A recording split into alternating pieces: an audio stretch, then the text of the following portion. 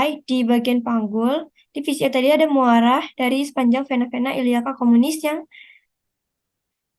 mendrainase darah dari ekstremitas inferior. Nah, jadi vena cava inferior itu adalah jadi nanti ada bahwa sebelum masuk ke atrium kiri, vena cava inferior itu akan menerima semua darah dari organ viscera yang harus masuk ke dalam sistem vena portal hepatis. Lalu nanti dialirkan ke VCI. Untuk penjelasannya ada di sini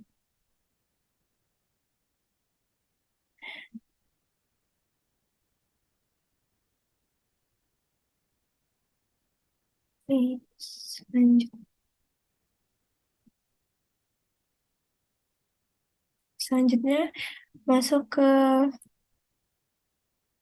sistem saraf atau nervous system. Jadi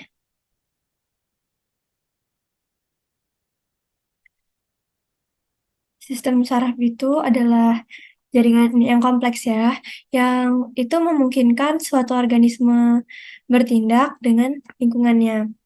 Jadi komponen sensorik yang mendeteksi rangsangan lingkungan dan komponen motorik yang memberikan kendali rangka jantung dan otot polos, serta kendali sekresi kelenjar.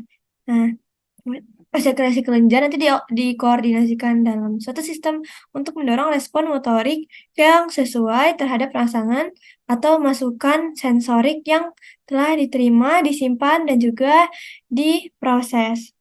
Ya, jadi kan tadi sistem saraf, sistem yang menjamin dan memberikan perintah ke sistem organ agar dapat bekerja dengan baik dan juga terkoordinasi agar sistem saraf pusat saraf pusat yaitu otak dan medula spinalis itu dapat saling berhubungan dengan organ yang ada di perifer, perlu adanya konektor.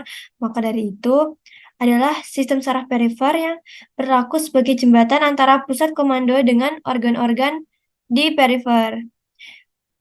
Jembatan komando ini akan berkomunikasi dua arah, artinya bisa dari sinyal yang dibawa dari perifer ke sistem saraf SSP, sistem saraf pusat aferen, atau sinyal yang dibawa dari sistem saraf pusat ke perifer atau eferen. Untuk memahaminya, di sini ada sistem saraf pusat tadi. Sistem saraf pusat terdiri dari otak dan medula spinalis. Dan sistem saraf perifer juga sistem saraf perifer terdiri dari 12 saraf kranial dan 31 pasang saraf yang keluar dari medula spinalis serta ada percabang-cabangannya. Di sini ada struktur dari neuron. Jadi, secara umum struktur neuron itu terbagi menjadi badan sel atau soma sebagai pusatnya dan pusat rangsangan dan akson sebagai penyambung rangsangan dari badan sel menuju ke terminal. Nanti itu disalurkan ke neuron-neuron yang berikutnya. Di sini ada bagian-bagiannya, ada dendrit, ada soma atau badan sel, ada nukleusnya, ada akson, di akson ada myelin sheath dan ada sel swan dan juga ada ending dari nerve-nya. Untuk masing-masing fungsinya, itu dendrit tadi adalah percabangan, dendrit yang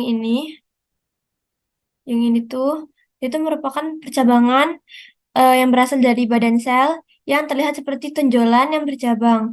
Dendrit itu berfungsi untuk menerima dan mengantarkan rangsangan dari si soma, dari badan sel. Nah, si soma ini, si badan sel ini merupakan struktur sel neuron yang paling besar.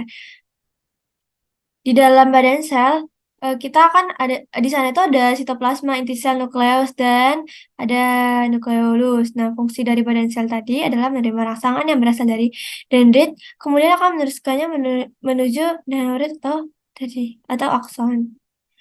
Di inti sel ada nukleus juga. Nukleus sebagai inti sel saraf yang berperan dalam mengatur kegiatan yang ada di dalam sel saraf. Lalu ada akson atau neurit. Akson merupakan itu serabut sel saraf yang bentuknya panjang yang sebenarnya merupakan penjuluran sitoplasma badan sel. Di dalam akson nanti akan ditemukan benang-benang halus. Benang-benang halusnya itu dinamakan sebagai neurofibril. Jadi dan akson juga berperan sebagai untuk menghantarkan impuls. Menghantarkan impuls itu yang berasal dari badan sel yang menuju efektor. Misalnya kayak otot setak lenjar. Nah, meskipun akson itu punya diameter yang hanya berapa mikrometer, tapi panjangnya itu bisa mencapai 1 sampai 2 meter. Lalu ada selubung mielin atau mielin sheath. Yang ini. Nah, selubung mielin itu bagian selaput pembungkus dari akson. Nah, selubung mielin ini memiliki banyak lemak dan ada segmen-segmennya. Dan selubung mielin ini dikelilingi sama sel yang namanya sel Schwann. Nah, sel Schwann itu merupakan sel yang melingkari selubung mielin. Sel ini ini ditemukan oleh seorang ilmuwan namanya Theodor Schwann. Terus fungsi dari sel Schwann ini untuk mempercepat jalannya impuls. Lalu eh, ada bagian nerve endingnya gitu.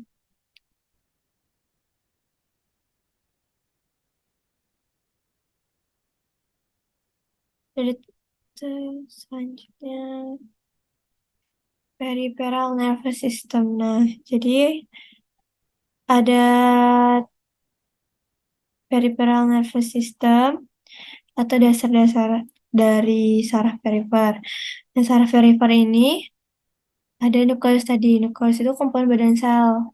Dari traktus, kumpulan berkas akson pada sistem saraf pusat yang berakhir nanti di nukleus atau ganglion. Nah, ganglion ini merupakan badan dari sel pada sistem saraf perifer. Lalu di nervus, kumpulan berkas-berkas akson di sistem saraf perifer yang bisa berakhir di ganglion atau di organ perifer atau menjulur bebas. Lalu ada plexus, anyaman nervus di perifer. Nanti di peripheral nervous system di sini peripheral nervous system itu dasar-dasar saraf perifer terdiri dari banyak aspek, fungsi, dan juga ada pembagian kompleksnya. Untuk bisa memahami sepenuhnya ini kita harus memahami bahwa satu saraf yang keluar dari sistem saraf pusat bisa memiliki banyak-banyak fungsi, baik itu eferen maupun aferen. Jadi untuk memahaminya, di sini ada sistem saraf, ada pusat, ada juga perifer. Nanti di sistem saraf pusat terbagi menjadi dua, ada encephalon, ada medulla spinalis. Untuk perifer ada sensorik dan motorik, aferen dan eferen. Di sensorik ini tuh ada dengan somatosense. Kalau dan juga ada viscerosense. Di perifer ada yang motorik, dia ada somatik dan otonom. Di otonom ada yang simpatis sama parasimpatis.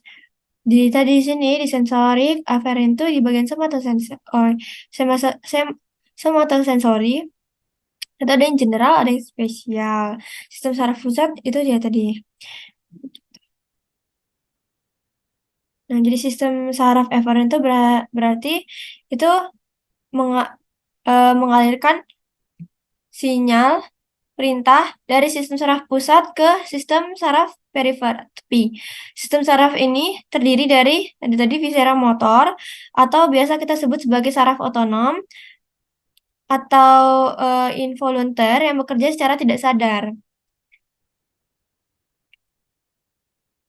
Untuk menginervasi organ-organ dalam. Sistem ini tuh terdiri dari simpatis dan parasimpatis. Simpatis itu memberi perintah kayak flight or fight, sementara parasimpatis itu memberi perintah digest or rest. Jadi yang kedua ada somatomotor, terus saraf somatik, atau biasa disebut sebagai saraf volunteer yang bekerja secara sadar. Dapat dikontrol juga secara sadar, contohnya kayak nervous atau saraf yang menginervasi otot-otot anggota gerak. Ada juga sistem saraf sensorik. Di sistem saraf sensorik itu aferen. Sistem saraf eferen itu berarti dia tuh mengalirkan sinyal perintah dari sistem saraf perifer ke sistem saraf pusat.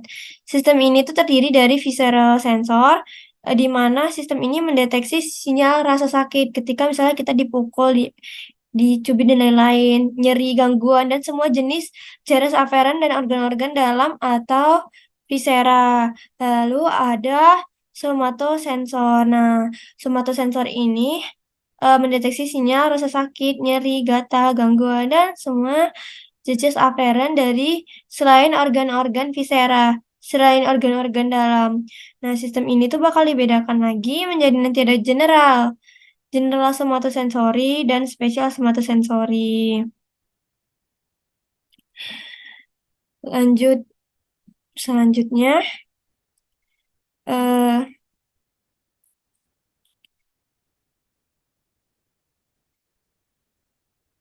eh jadi Nah, jadi ya, ini sistem saraf ini terdiri dari jaringan saraf yang luas, terus pemberian sinyalnya dalam sirkuit yang memungkinkan pemikiran, bahasa, perasaan, ingatan, semua fungsi sensasi itu telah diketahui bahwa akan melalui plastis sel yang ada. Sistem saraf kita juga dapat beradaptasi dengan situasi yang belum pernah kita temui sebelumnya. Namun, sel induk saraf juga telah terbukti bersifat plastis dan terlibat dalam menciptakan kondisi baru dalam adaptasi dan respon terhadap cedera.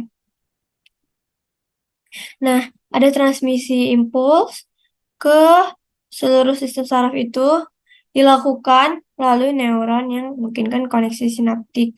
Akibatnya nanti ada komponen listrik dan juga kimia yang nanti akan terbentuk terlibat dalam transmisi sinyal. Nah, berbagai neurotransmitter yang digunakan di beberapa sinapsis, neurofaktor, dan sambungan neuromuskular, contohnya asetylcholine, norepinefrin, dan lain-lain. Dan bahkan ada oksida nitrat. Tuh. Mungkin itu aja dari saya. Apabila ada kesalahan kata, saya mohon maaf. Terima kasih telah mendengarkan. Saya minta maaf apabila ada kesalahan kata. Saya mohon terima kasih. Terima kasih. Assalamualaikum warahmatullahi wabarakatuh.